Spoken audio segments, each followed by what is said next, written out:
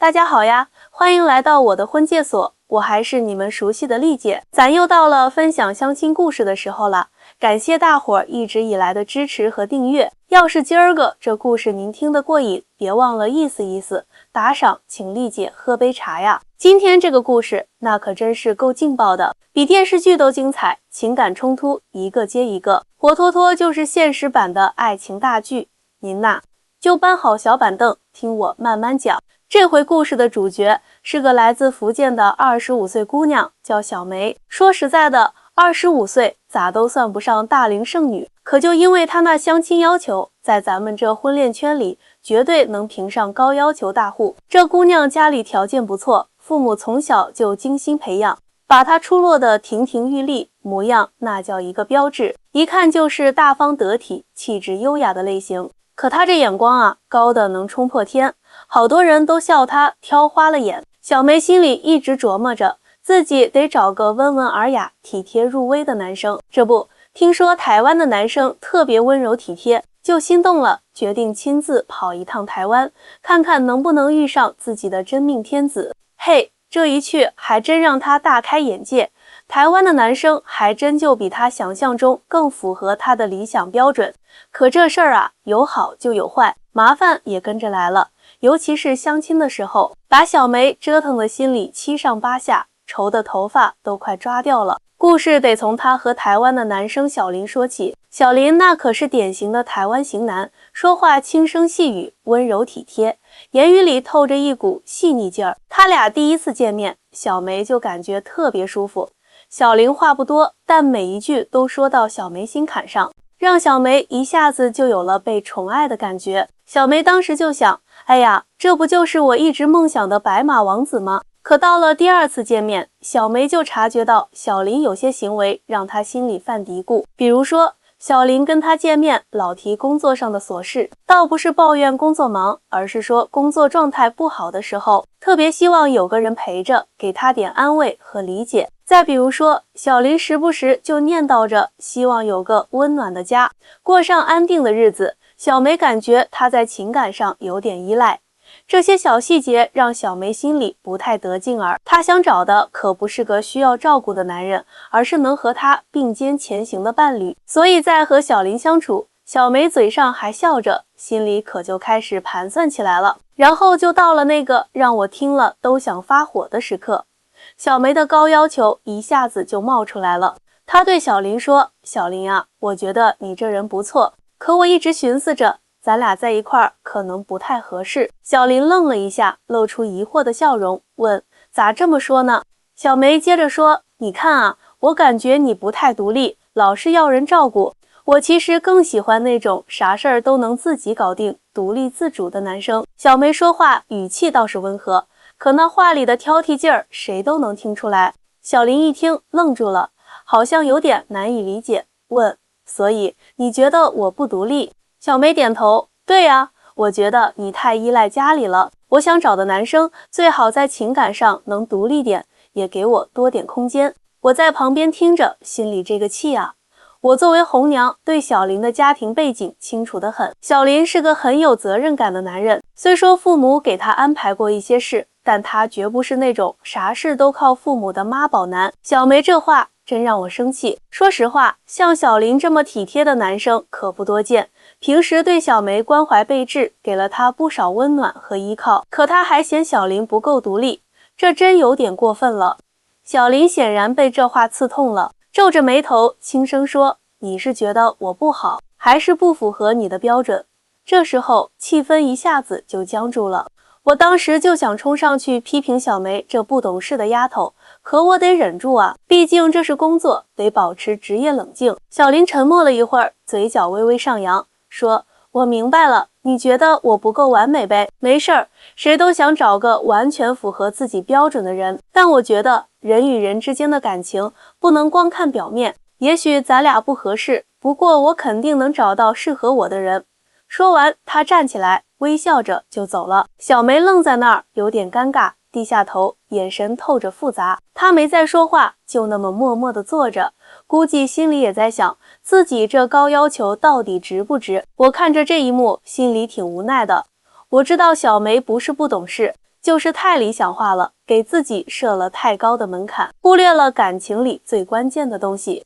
我特别想跟小梅说，爱情可不是找个完美无缺的人，而是找个能陪你一起走下去的携手者。感情路上哪有男生能完全符合你想象的样子？咱得学会接受对方的优缺点，懂得包容和理解，不能光想着让别人达到自己心里的标准。而且台湾男生温柔体贴，这可不是随便能碰上的。很多时候我们只看到人家优点的一部分，却没注意到他们也有自己的情感需求和脆弱的一面。相亲可不是买卖东西，拿标准一卡就行，这是两个人心灵的碰撞。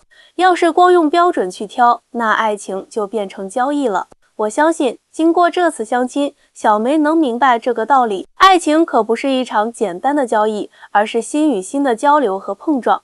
这就是今天的故事啦。其实啊，小梅的事儿还没完，这里头还有不少弯弯绕绕呢。小林走后，小梅在那儿坐了好久，心里五味杂陈。她一方面觉得自己的要求也没错，找个独立自主的伴侣，以后生活才更有保障。另一方面又觉得小林其实对她挺好的，这么拒绝人家，心里有点过意不去。过了几天，小梅的朋友知道了这事儿，就劝她，小梅啊，你别太挑剔了，小林这样的男生现在可不好找，虽然他有点依赖人，但这也说明他信任你，想跟你亲近啊。小梅听了，心里有点动摇，开始反思自己是不是真的太苛刻了。这时候我也找小梅聊了聊，我跟她说，小梅啊，我理解你想找个理想的伴侣，可这世上哪有十全十美的人呢？小林这孩子，我了解，他是真心喜欢你，也挺有上进心的。你说他依赖，可能只是他在喜欢的人面前想展现自己柔软的一面，你要是因为这点就错过他，以后说不定会后悔呢。小梅听了我的话，若有所思，她决定再给小林一次机会，于是主动联系了小林，约他见面。小林接到小梅的电话，有点意外，但还是答应了。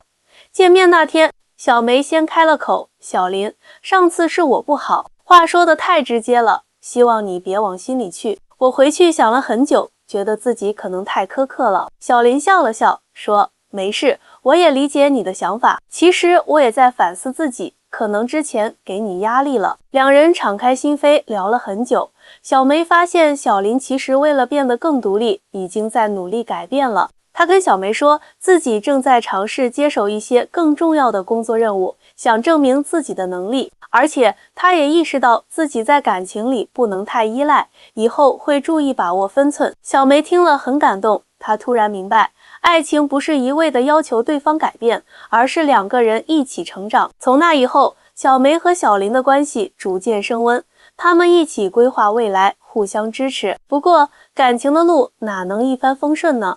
过了一段时间，新的问题又出现了。小林的工作越来越忙，经常加班，陪小梅的时间变得很少。小梅心里开始有点失落，她觉得自己又回到了之前那种孤单的状态。有一次，小梅生日，小林答应了会早点下班陪她过生日，还订了餐厅。结果当天公司临时有个紧急项目，小林不得不留下来加班。小梅一个人在餐厅等了很久，从满心期待到失望透顶。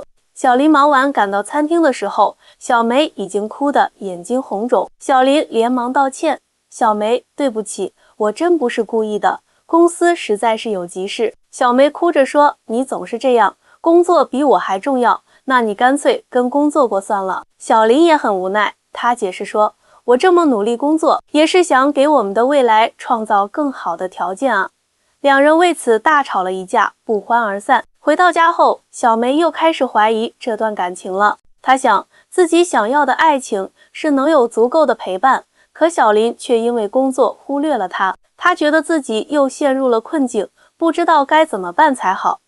而小林这边也很苦恼，他知道自己这次让小梅失望了，可他又不想放弃工作上的机会。他在想，怎么才能在工作和感情之间找到平衡呢？第二天，小林没有像往常一样给小梅发消息，他觉得小梅可能还在生气，需要时间冷静。小梅等了一天，没等到小林的消息，心里更难过了。他想，难道这段感情就这么结束了吗？其实啊，这时候两人都陷入了自己的思维误区。小梅只看到了自己缺少陪伴，却没看到小林为了他们的未来努力工作的辛苦。小林只想着努力工作，给小梅更好的生活，却忽略了小梅当下对陪伴的需求。我知道了他俩的事儿后，分别找他们谈了谈。我跟小梅说，小梅啊，小林对你的心意你是知道的，他工作忙也是为了你们以后能过得好，你不妨多理解理解他，给他点时间。你要是真的在乎他，就跟他好好沟通，说说你的感受，别一个人在这儿瞎想。我又跟小林说，小林啊，工作固然重要，但小梅是你女朋友，她需要你的陪伴，你不能因为工作就把她晾在一边，你得找个时间跟她好好聊聊，商量个办法，怎么平衡工作和感情。在我的劝说下，小林主动联系了小梅，约她见面。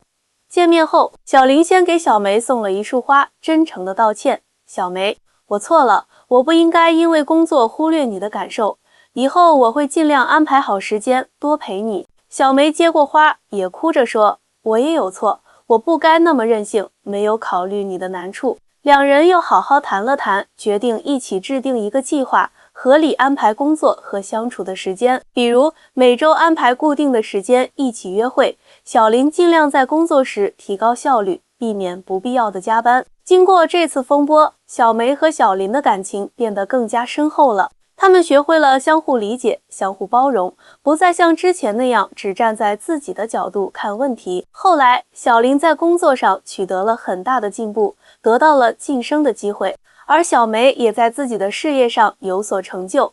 两人一起努力，为他们的未来打下了坚实的基础。再后来，小林向小梅求婚了，在一个浪漫的海边，小林拿着戒指，深情地对小梅说，小梅，经历了这么多，我知道你就是我要找的那个人，我会一直爱你，和你一起面对未来的风风雨雨。你愿意嫁给我吗？小梅含着泪点头答应了。看着他们幸福的样子，我也特别欣慰。通过他们的故事，我就想告诉大家，爱情的路上没有一帆风顺的，总会遇到各种问题和挑战。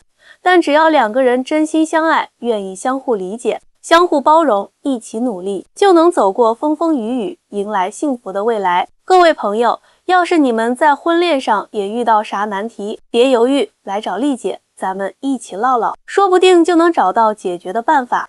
爱情需要智慧，也需要耐心，可别让那些不切实际的标准，或者一点小问题，就把你和真正适合你的人隔开了。希望大家都能找到属于自己的幸福。